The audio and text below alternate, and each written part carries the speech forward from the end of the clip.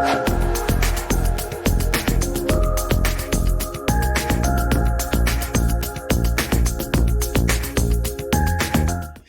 and welcome to Cybersecurity Awareness TV, episode number 455, recorded April 13th, 2024. My name is Mac Jackson Jr. I am Professor Mac Jackson Jr. I'm here to navigate you through the digital landscape of cybersecurity and how to protect yourself from the fastest growing crimes of the 21st century, bringing you tips, news, and gaining knowledge on how to protect your business and your family. To find out more about my show, definitely look me up on Mac Jackson Jr. That's MacJacksonJR.com for more information. On today's episode, we are going to talk to Dr. Victoria Boyd, founder of the Philanthropists Foundation. And our second segment, we're going to go to the cyber attack that affected AT&T data breach that happened, where over 73 million customers had their information leaked on the darknet. That's what we have for you today on Cybersecurity Awareness TV. So folks, stand by and stay tuned after these messages. Introducing CS Now Staffing, led by yours truly, Laura Nowlin. As the founder and president, I bring over 17 years of expertise in sourcing for talent, building winning teams of professionals, marketing, and workforce development. At CS Now Staffing, we're not just a staffing agency. We're your strategic partner in building a winning team of professionals for your business. My passion for community service extends to connecting entrepreneurs with local resources. Recognized by the Small Business Administration as the 2022 Nevada Family-Owned Business of the Year, we're not just changing the workforce landscape, we're defining it.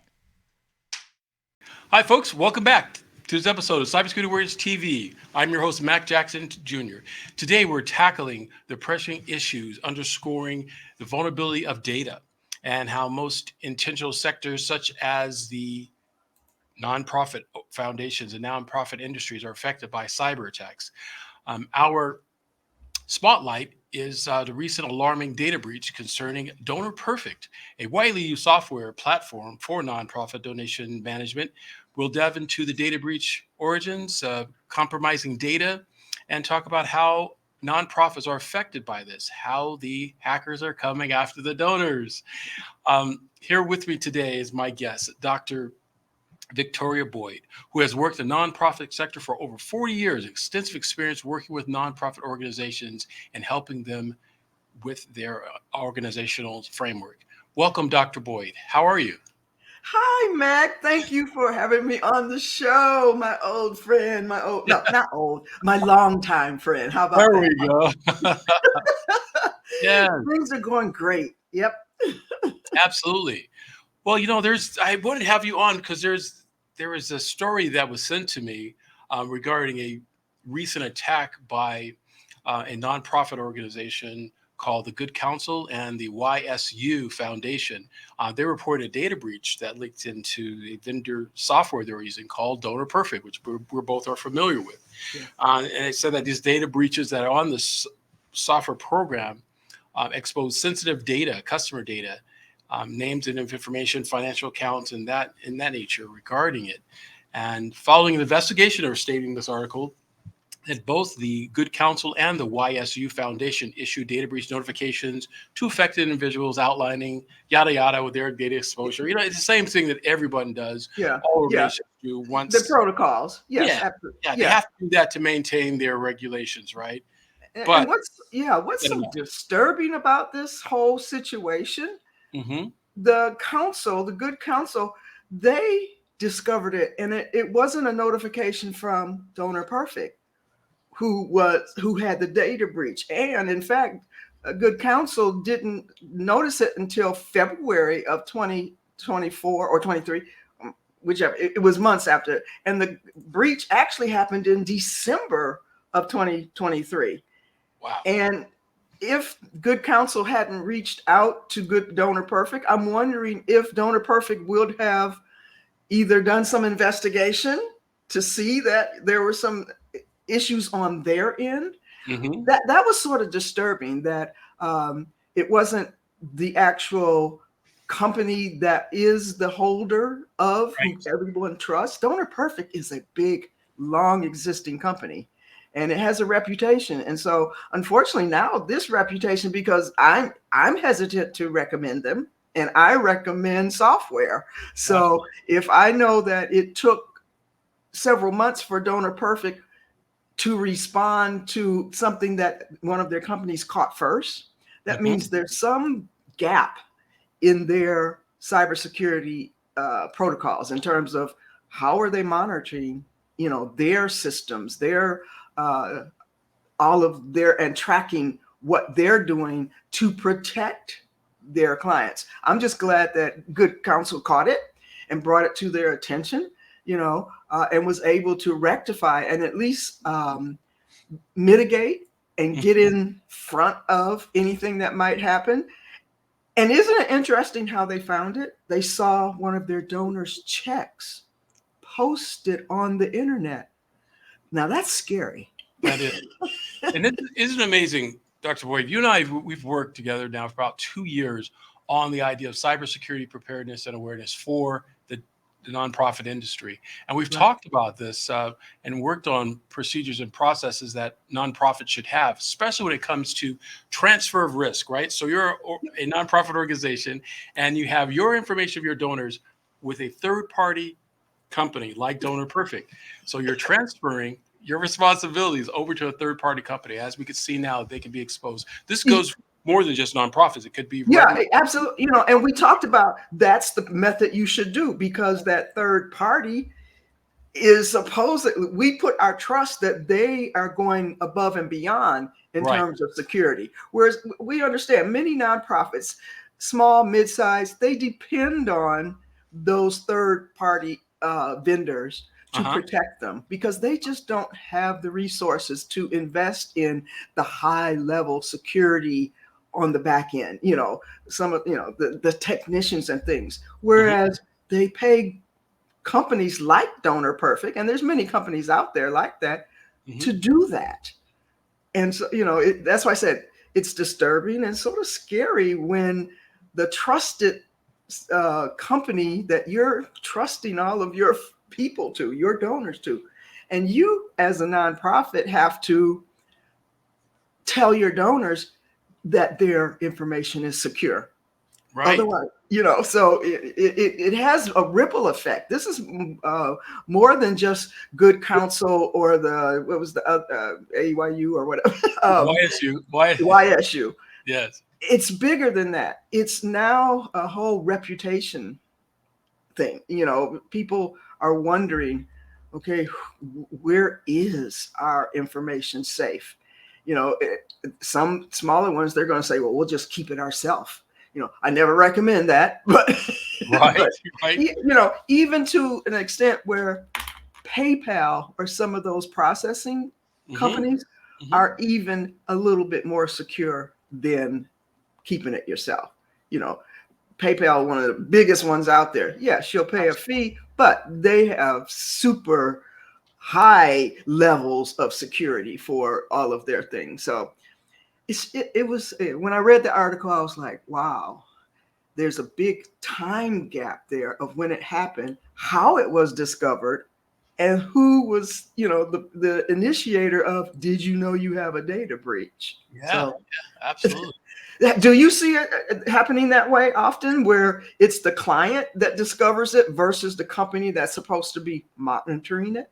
Absolutely. We see it a lot now that the clients are discovering that their data has been exposed out into the dark net because the hackers, which is just an organized crime out there, selling data back and forth. And the customer will turn around and say, wow, how did they get my information on my donor card or a credit card that I used to make a donation from?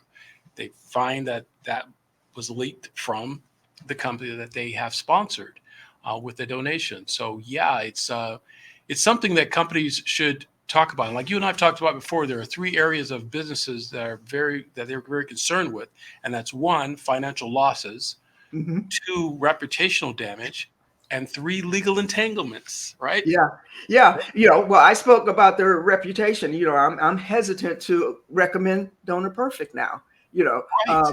But they will get their act together. They'll I'm sure it's just Initially, I went, oh, wow, that's one of the biggies. And Yeah. they, you go, they had a data breach. Wow. You just go, wow. But, thankfully, and I still give the credit to good counsel. Right. For actually bringing it out. And I think we talked about that. What are your protocols for mitigating when that happens to you? Exactly. And they were straightforward, transparent. Yes, we had a data breach. This is what happened. They didn't try to hide it or I won't say cover it up, but try to get past it without making an announcement.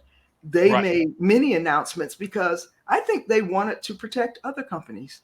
Exactly. I believe check your data, So, well, and it sort of comes down to, okay, now here's two things you need to think about. There we go. Yes.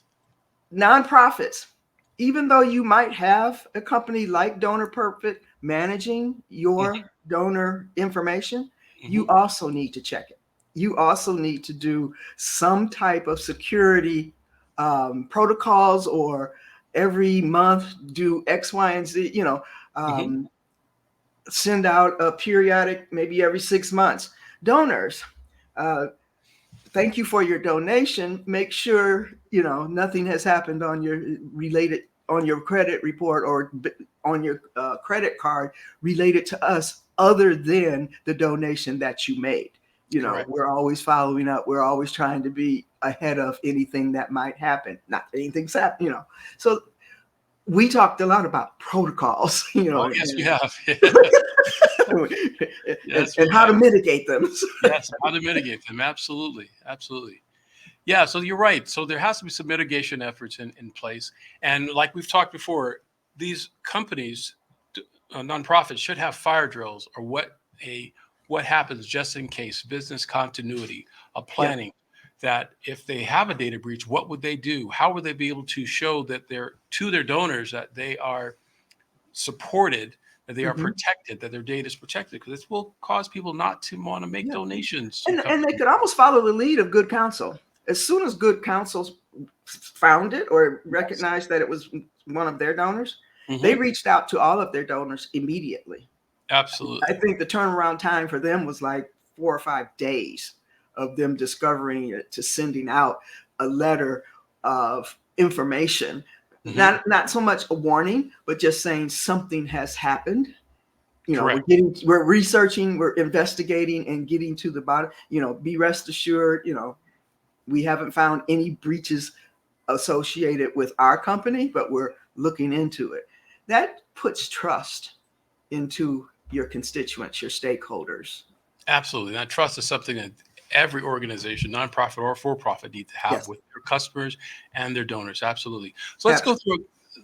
Could you offer a couple more suggestions that small nonprofits or large nonprofits can do to protect their donors from these type of attacks? Yeah, especially for the small ones, because that's mainly what I deal with. The big ones usually have in-house people that can do this. They hire an IT person or, a webmaster or things like that. But once again, the small ones, don't use an Excel file to keep your donors' information. Right. I mean, I know when you're bootstrapping and trying to get started, but look at it this way. And once again, I'm going back to either PayPal, Stripe, Authorized Net, any of those, what I call donor processing companies, Zephy. All of these are donor processing companies that you can set up initially for free.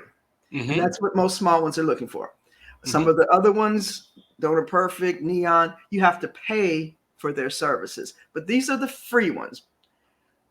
They will have a report for you. You can download a monthly report from them and they will manage that. But their security levels are very high. So you can trust them at that level.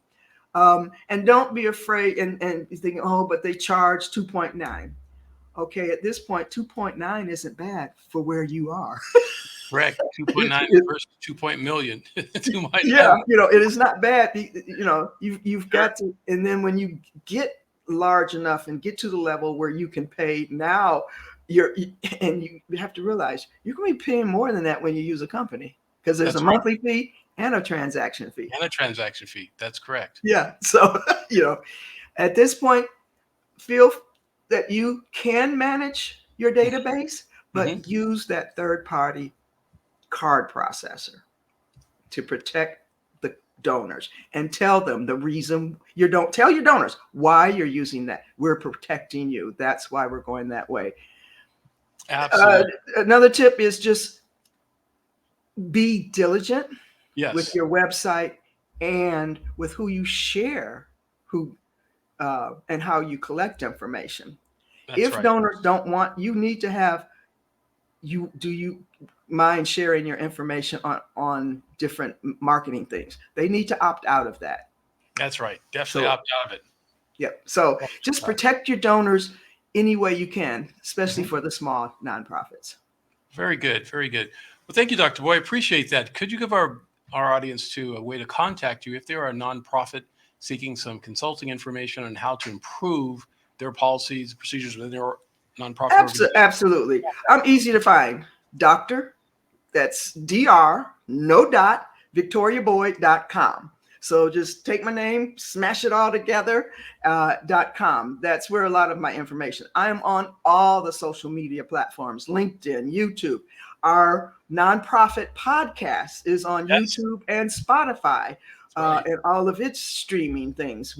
I am the founder of the Philanthropreneur Foundation, which is a nonprofit that supports other nonprofits building capacity with education, awareness, and resources. So if it's anything you need, we have several different lines of services. Like right now, we have nonprofit AI policies. You need to go over there and download those. It's a template that you can create. But also, we can help with the Google Ad grants, everything that you need to move your nonprofit forward.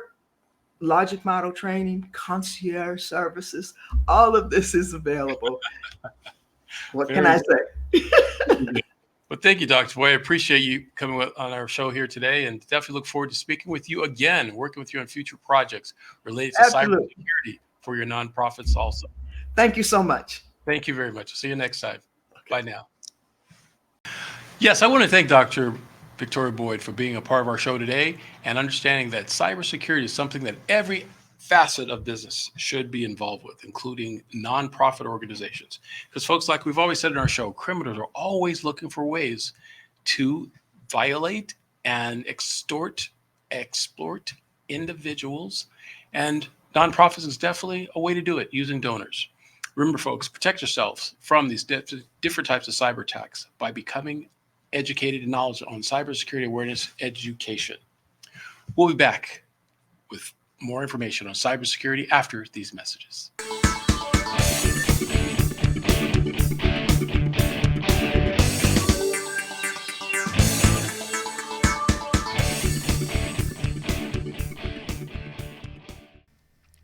Hello, folks. This is Mac Jackson Jr. from Vanderson Cyber Group.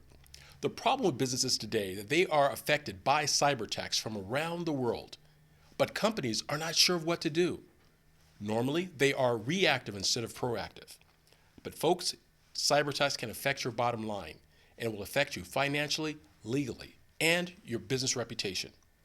Here at Vanderson Cyber Group, we can help you develop a policy by training your employees on what to do if they are involved in a cyber attack and how to mitigate it and fight against it.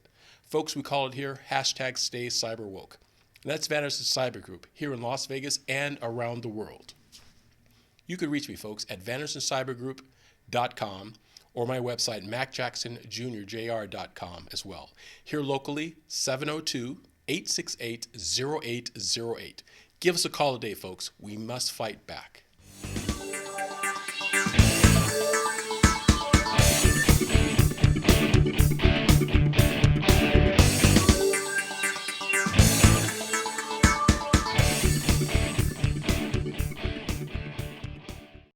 Hi, folks. Welcome back to Cybersecurity Awareness TV. I'm your host, Mac Jackson Jr.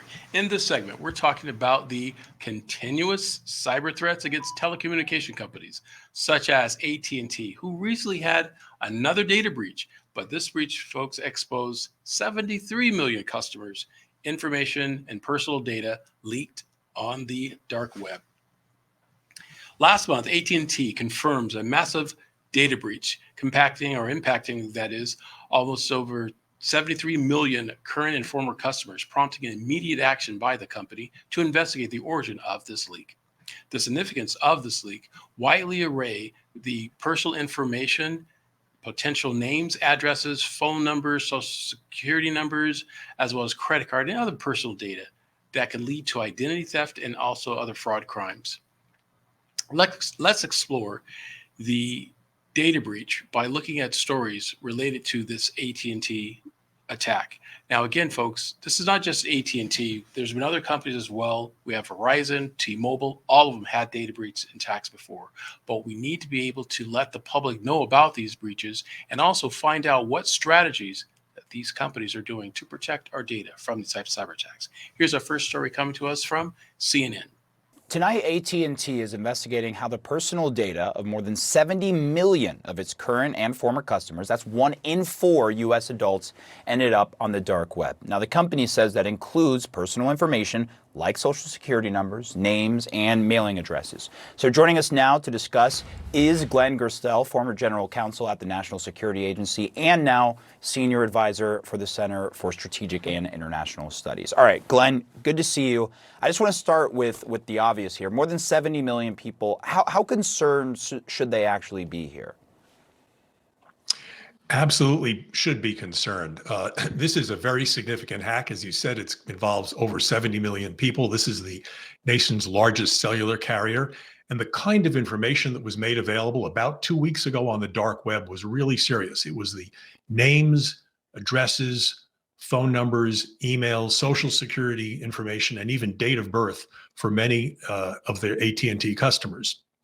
So that's really serious, because once a bad guy has that, a criminal has that information, perhaps they could pose as you and call up one of your bank accounts or health accounts, claim you lost your password, and you reset it by validating their identity using the stolen social security number or birth date or whatever. So this is quite a serious issue.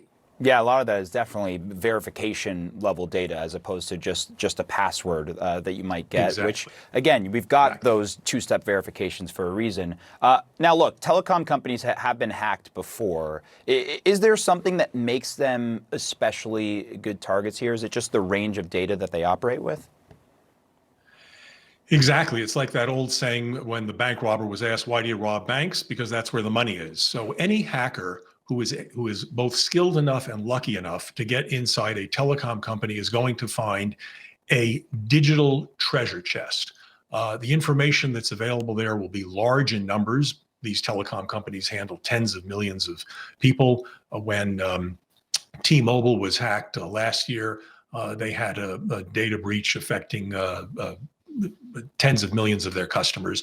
And the information is, of course, quite significant. As we've said, it's all the kind of information used to verify your identity. Now, many of these companies, to be sure, don't necessarily have lax security practices. AT&T, in this particular case, I think this is important to say, hasn't said whether the data, which they admit is AT&T customer data, came from AT&T itself or whether it came from one of their vendors. And that, of course, would be also of concern. And look, you touched on it here because I think it's really important that all of these telecom companies, or at least a company at this scale, their defenses around this have to be essentially impeccable in a race where there are folks who are constantly trying to break their defenses, and they go back and forth until the end of time. How delicate is that race, is that balance for a company like AT&T? I guess my question is, what is the magnitude of work that needs to be done to actually prevent something like this from happening? Well, that, of course, is the question. I mean, there's some good news and bad news there. I mean, the reality is that for the past, decade or two, we've been racing to put all of our lives in digital form. So it's all up in there in the cloud or it's on a company's computers. And there's tremendous benefits to be gained from having all that information be digitally accessible on our cell phones or laptops.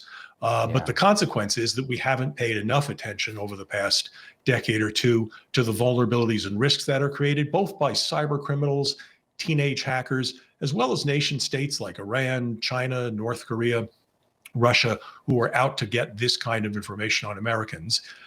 Ultimately, we're going to have to move past passwords. We're going to have to move toward greater use of two-factor authentication, possibly some biometric identifications, and get to a system that's much, much more secure, both for the individual user and the companies themselves. But that's expensive, and that's a long way off.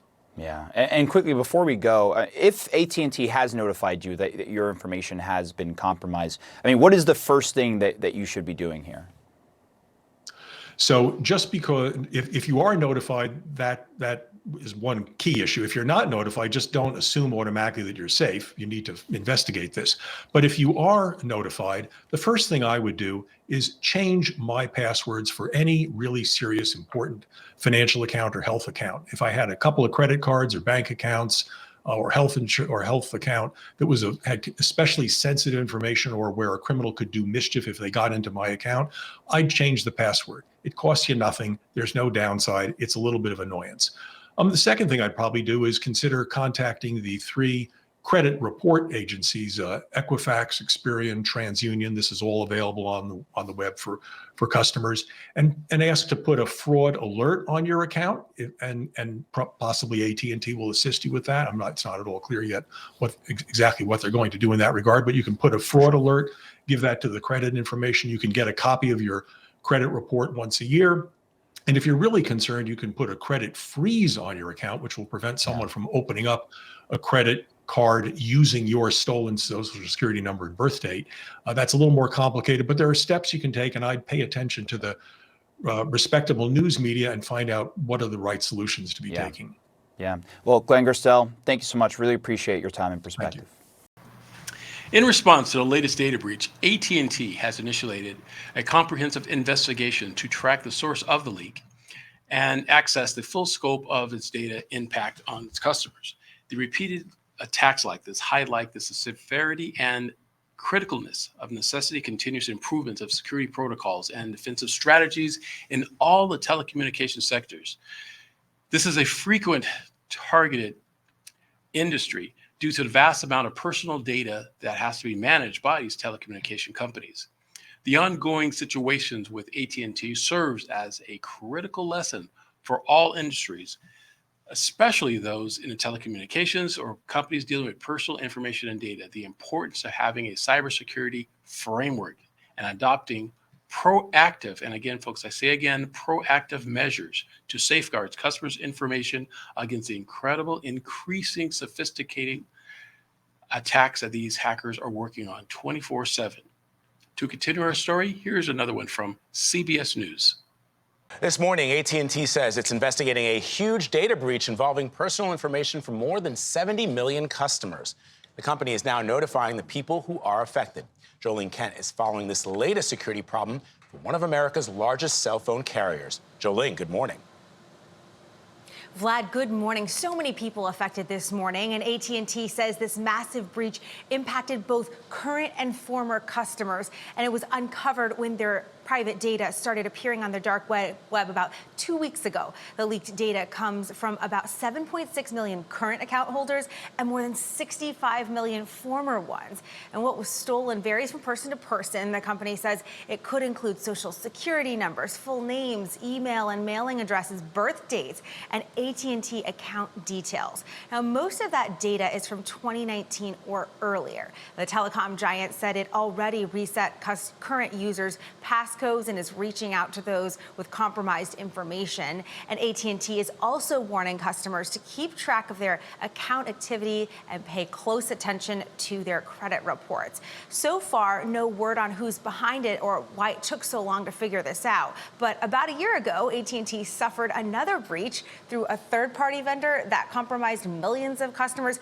And you probably remember back in February, AT&T wireless customers reported widespread outages in major cities across the U.S. The company said that was caused by a software update glitch, not a cyber attack. A lot of trouble for AT&T right now. Guys. We all remember that big story, Jolene. Thank you very much. And folks, like we've always said, criminals are looking for any way to get our personal information and data. In this episode, we talked to you about nonprofit organizations, how they can be exposed to data breaches. And we continued our segment talking about the telecommunications industry, how all the telecommunication industries are vulnerable from these types of cyber attacks, and what we can do as customers and consumers. We must stay vigilant, continue the knowledge and education regarding cybersecurity awareness training. And for business owners, we talk about this in our show with my company here, Vanderson Cyber Group. We must stay proactive. That is the key word, folks, for all of us, that all the things that we're doing here on our show and within my company. Staying proactive when it comes to cyber threats. Have your employees trained on the different types of cyber threats that can expose your business to cyber attacks.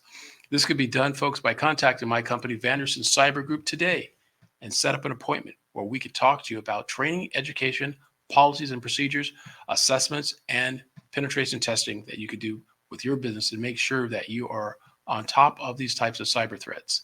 So until next week, folks, this is Mac Jackson for Cybersecurity Warriors TV. I want you to stay vigilant and hashtag stay cyber woke. Take care.